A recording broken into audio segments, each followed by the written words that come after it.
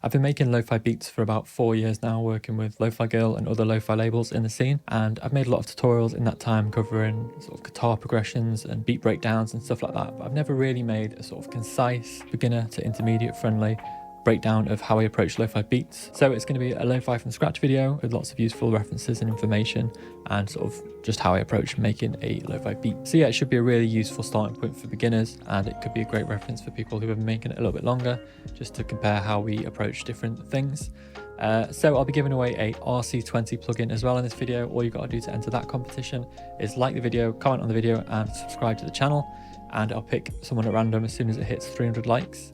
Plus, I've also got 3 versions of Ableton Live Lite to give away. So to enter that competition, all you got to do is add Ableton Live Lite to your comment, and I'll pick, again, 3 people at random to win that, and I'll announce that one in next week's video. So I'm just going to get straight into the tutorial. So obviously, to get started, you're going to need a digital audio workstation or a DAW. I'm using Ableton Live 11. A lot of producers use Ableton, a lot of them use Logic Pro or FL Studio. There's also other software out there, but those are probably the main 3 for lo-fi producers. In terms of BPM, usually for lo-fi beats, I'm looking somewhere between 60 and 80 BPM. If I want it to be a little bit more upbeat, I might go up to 90. Or if I'm going for something a little bit more unusual, I could have a time signature like 3/4. Then it's going to be like maybe 105 BPM, something like that. Usually you're going to want to start with your ambience. So for that, what I tend to do is I'll throw in a vinyl sample. There's loads you can find online, and it sounds like this. So first thing I'm going to do is throw an EQ on there. I'm going to use EQ8 from Ableton, but you can use any EQ that you've got in your DAW. You can see there's a lot going on under 100 Hertz. So first thing we do is just get rid of all that, because that's going to muddy up the mix and we don't need it. You can probably go a little bit further as well. I'm just going to cut out a little bit of the high end as well. So you got this nice warm vinyl crackle. And then from there, what you can do is add different textures.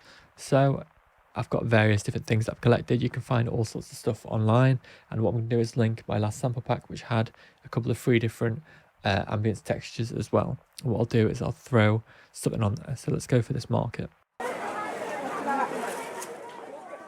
So instantly it's way too loud. I'll crank that right down. And to be honest, if I group these together, I can then use the EQ on both of them to get rid of the lows in this. And I want this to be very quiet. I don't want it to interfere with the mix, so keep dropping the volume down. That's about right. So next up, I start with my main chord progression. Usually it could be a guitar or a piano for me, maybe an electric piano or something a little bit more unusual sometimes, but generally it's piano or guitar. So for this, I'm going to use the Imaginary Piano, which is a, I think, $20–30 plugin by a lo-fi producer called Imaginary, and it's just a really nice, warm, textured sound. In terms of pianos, there are obviously a lot of them. There are the free ones like the Lab Soft pianos or the stuff from Piano Book, and there are various other pianos in different price ranges that all fit the lo-fi sound. So what I'll do is I'll link a video I did a while ago on some of my favorite piano VSTs for lo-fi. Usually I like to go for a minor progression. It gives it sort of a darker and more sort of moody vibe. So that's generally my go-to. So for this track, I'm going to write it in F minor. And a common chord progression that I like to use is a 1-3-7. So in the instance of F minor, that would be an F minor, an A flat major, and then an E flat major. And I'm going to be using 7th chords as they're a little bit more sort of jazzy and interesting, which works really well in this context. So generally what I like to do is I like to play it in on the keyboard, because I can naturally have differences in velocity and differences in when the chord starts. But if you've not got access to that, you can just as easily pencil it in, and there's a few tricks to make it sound a little bit more natural. So if I play this as if I was just doing a block chord, you've penciled it in or you've dragged a MIDI file in, this is what you've got, all similar velocities, all similar starting points. So what you can do is firstly just drag the notes around a little bit, add a little bit of variance. You can experiment with this to find stuff that works. Generally, I like to have the root note sort of quantized and the rest a little bit looser. So that sounds better already. Then what you can do is you can go in and edit the velocities down here. There's a little button to turn it on and off, and you can edit the velocities to whatever you want, so it's a little bit softer. Or an easier way of doing it is, if you've played various block chords, is go to your MIDI effects and go to velocity, and you've got an add some random preset there. So that's quite heavy. If If I drop it down, softer already, and you can change the sort of range at which it affects velocities, so it is a little bit random. So that's a nice way of getting a bit of variation if you've not got your own MIDI keyboard, but I would recommend getting a MIDI keyboard. So I'm just going to play in a chord progression, a 1, 3, 7. You can see the chords here on the MIDI monitor as well.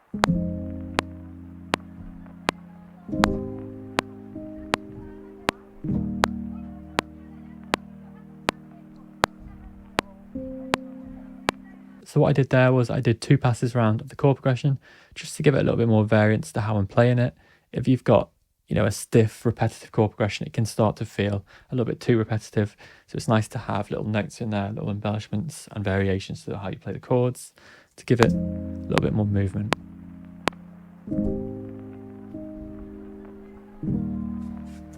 So next up, I like to go for the drum sounds. And when it comes to drum sounds, there's various places you can get your sounds from. Usually the stuff that comes free with your DAW is pretty usable if you know how to manipulate it, which I'll show you in a second. But there's also various places you can get drum kits. Loads of lo-fi producers do different drum kits. I've got free drum sounds myself, which I'll link in the description down below, in the same pack as the Ambiances. But you can use like the Dilla snare or whatever's in your DAW. And if you go onto Reddit and search for free lo-fi drum kits, there'll be plenty on there as well. So take your pick. But I've got a pre-built drum rack in Ableton with some of my favorites, and I would recommend that you do the same. Pick out your favorites from different packs and build your own drum rack, or build your own folders with all the samples in. Just makes it easier and more efficient. I like to play them in on the keyboard or on a MIDI controller. You can just pencil them in as well, and in a similar way to the piano chords, you can add variants later. But what I'm going to do is record a quick drum pattern on my keyboard.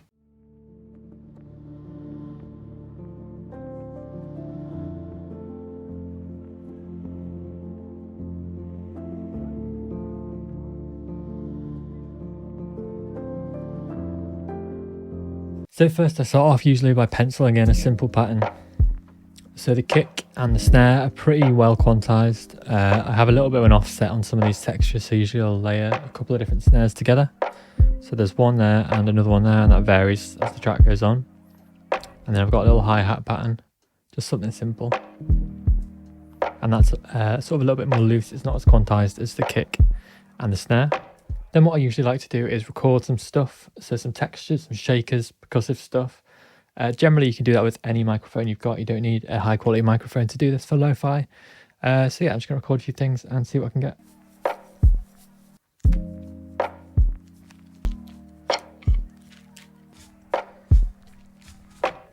So this is just a quick version of it. You can spend more time and get a sort of fuller, wider selection of Foley sounds, but I was just using stuff I had knocking about, and it's added a little bit of texture to the track. So this is what it sounds like now with the drums.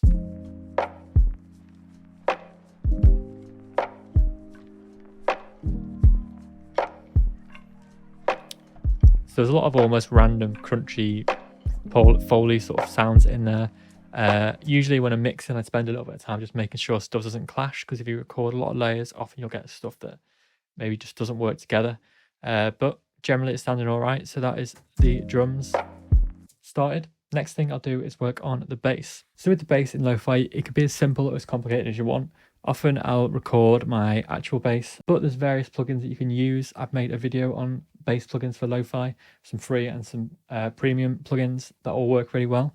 So for this, I'm going to use a plugin that I've only recently picked up that I know a lot of lo-fi producers rave about, and that is Trillion. So this is just a complete bass software from Spectrasonics, and it's got some great stuff in there. A lot of lo-fi producers use it.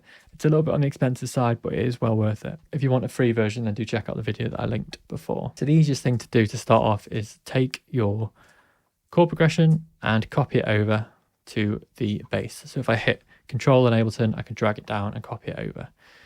So for the bass, I just want the low notes, so I can get rid of all this. So now we've got a bass line that just mimics the chord progression on the main keys. And we can leave it at that, or because we know it's an F minor, we can start layering notes from the F minor scale to make it more interesting.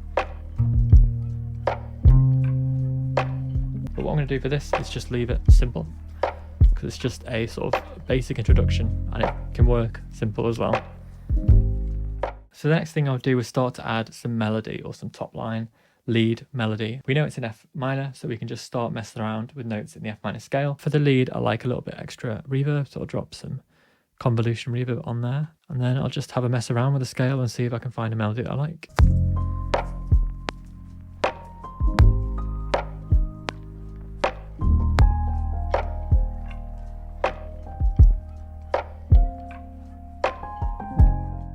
So got my melody down. As I said, with the main chord progression, you can still add randomness with the velocity changes. You can still go in and tweak the notes if you're doing it manually, just to give it a little bit more of a loose sort of natural flow to it. But yeah, that's pretty much the core of the track. And that's like, for me, the hardest part is getting this initial idea down. Once you've got this loop down, that's when I find that the track starts to come together quite quickly. If you need help on sort of taking loops and turning them into full tracks, something I could definitely drop a video on too, so let me know in the comments down below about that. So the next thing I would do is you can start to add more interesting effects. Obviously, if you want a really sort of lo-fi sounding track, you can group some of the melodic instruments together, and you can drop something like the RC-20 retro color, which I'm giving away in this video on. And this can give it a sort of lo-fi sound straight from the bat.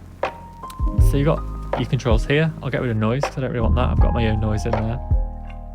I don't want it to distort, but I do want a little bit more wobble. A little bit more space.